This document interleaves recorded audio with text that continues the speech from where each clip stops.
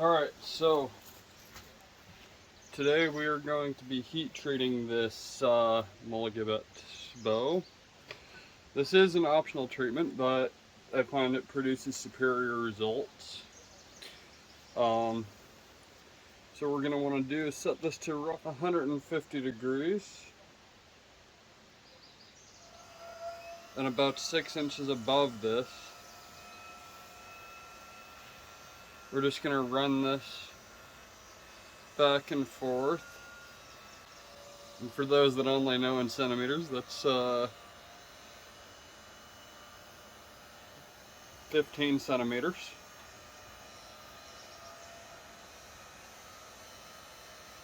And we're going to turn that up just a little bit higher.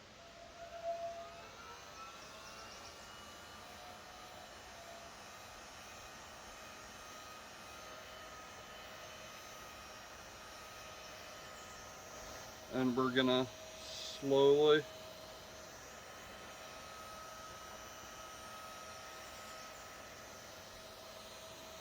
increase the temperature of the wood until we can feel it through on the back of the bow, which again is the part that faces towards the target. So we're looking for roughly 65 degrees Celsius.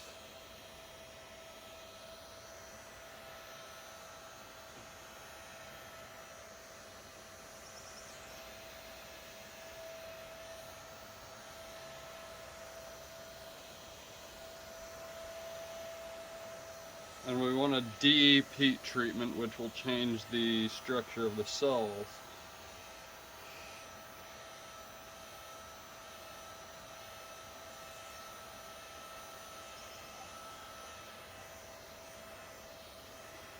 Now the trick is to keep this moving, and it's hard to tell you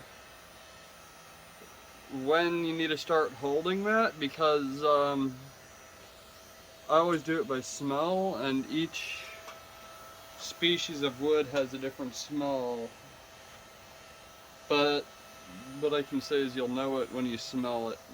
You want to maintain 6 inches or 15 centimeters as much as you can, and it's close to 150 degrees Fahrenheit or 65.5 Celsius.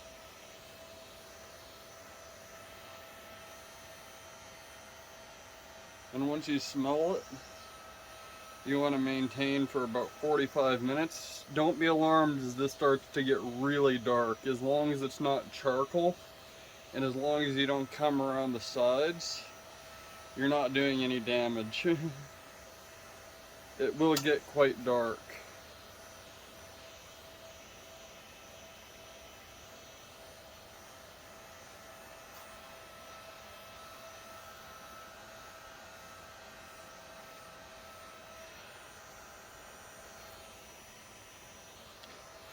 So I'm going to start moving this really slowly.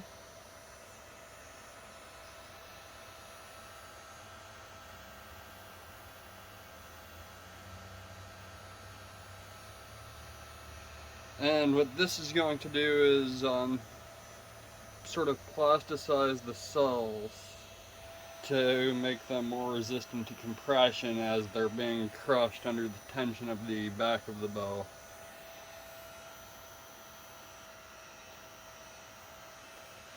Which is important.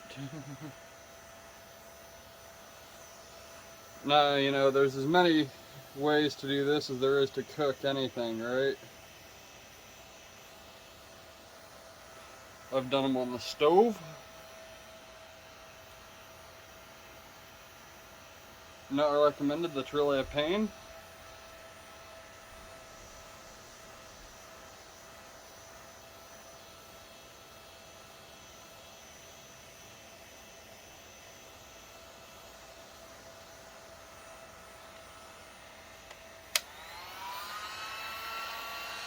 Increase that cool air intake a little bit.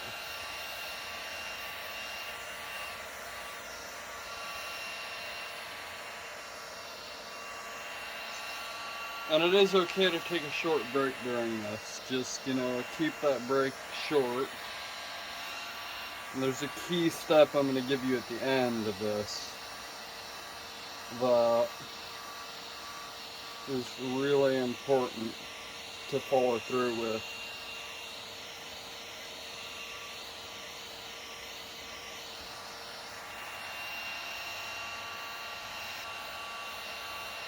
It's also probably the hardest step to follow through with once you've gotten to this point of the bow. If you decide to heat treat, it's not mandatory, but when you're going for higher draw weight bows like I am, and in general I do like to heat treat woods that like a good heat treatment. There's nothing wrong with spending a bit of time to do this. An important thing though is do not fry your wood.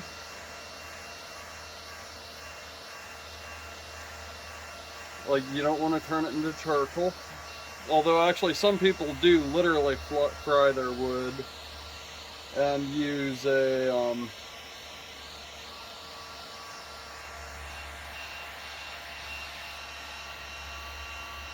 use oil to disperse the heat. I've never done that. I've always used dry heat on its own. We're not recurving this bow, so I'm not going to get into steaming on this bow.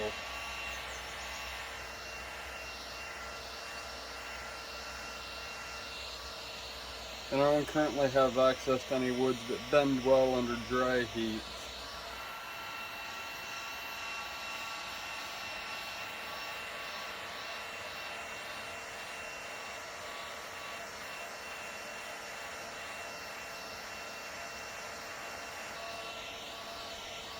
Now this can be done at any stage, including after tillering if you really want.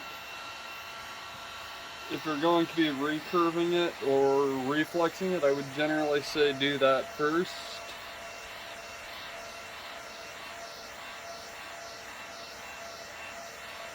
Unless you have a wood that does it well under dry heat, like Osage or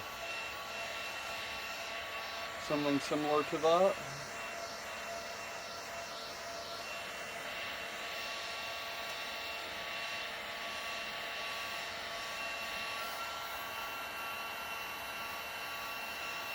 Keep your heat on the belly of the bow.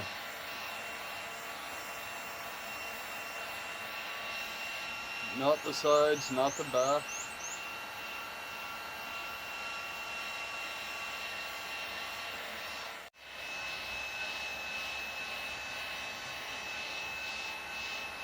I'm just working this along the width of the bow because it's such a narrow area.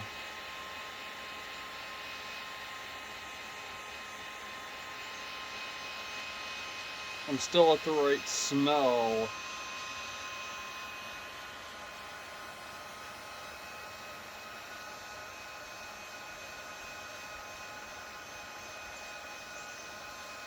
I haven't started to take on any color yet.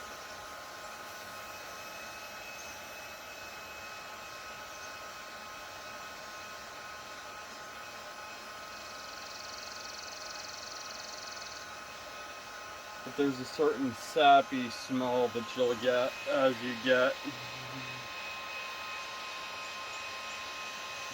closer to the proper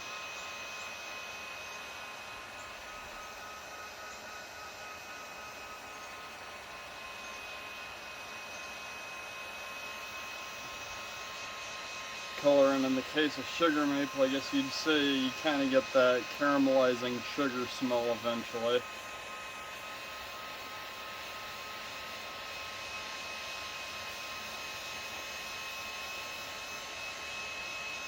I guess you kind of get that with any sort of wood, where you can sort of smell that starting to caramelize.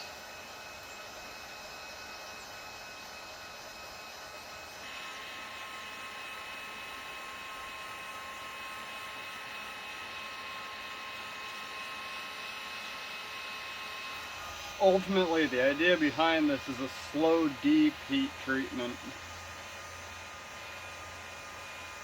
so that even though you're not hitting anything, you're counteracting the tension in the wood. So that's why you're not using super high heat.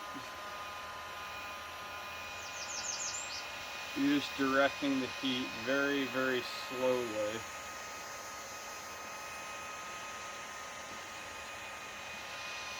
Through the wood,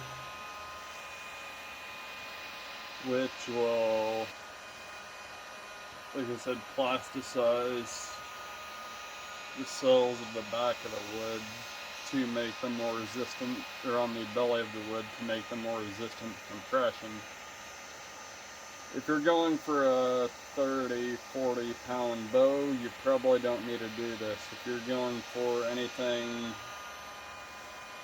above 50 pounds, I would say definitely do this. And the thing is, once you start feeling heat through the back, you want to hold that for 40 minutes. So this is fairly warm. I've been letting it sit for a few minutes.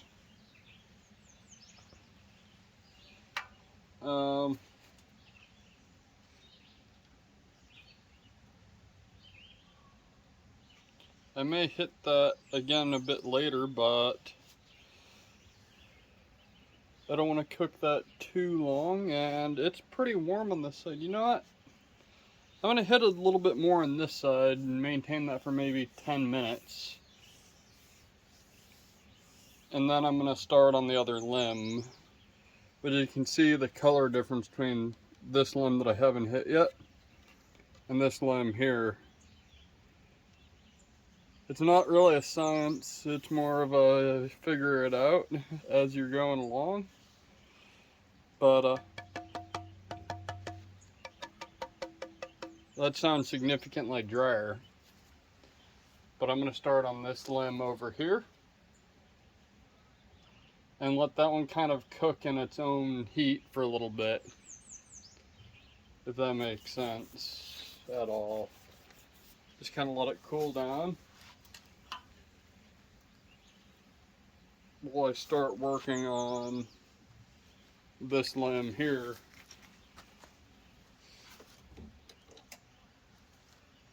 So this has got quite a bit of heat built up in it that may be enough to actually finish it up.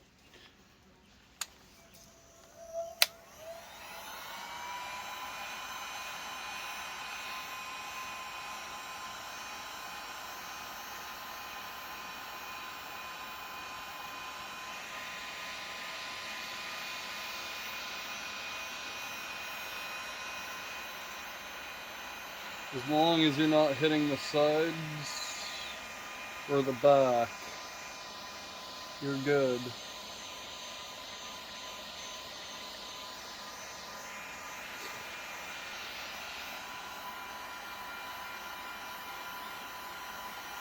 The fade on this side is not nearly as nice as the fade over there. So I'm going to work on that.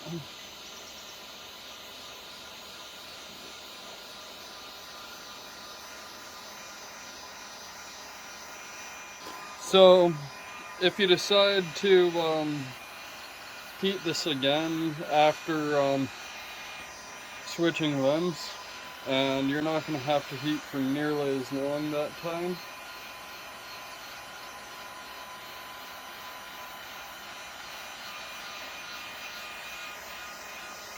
but it's more of just a confidence heating.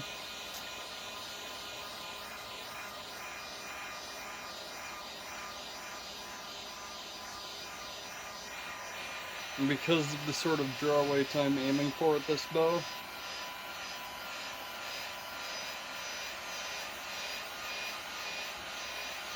I'm probably going to hit it just as a sort of confidence deal. But that is what it is, right? You don't necessarily need to reheat it. just, you know, you can have a bit of extra confidence for doing that.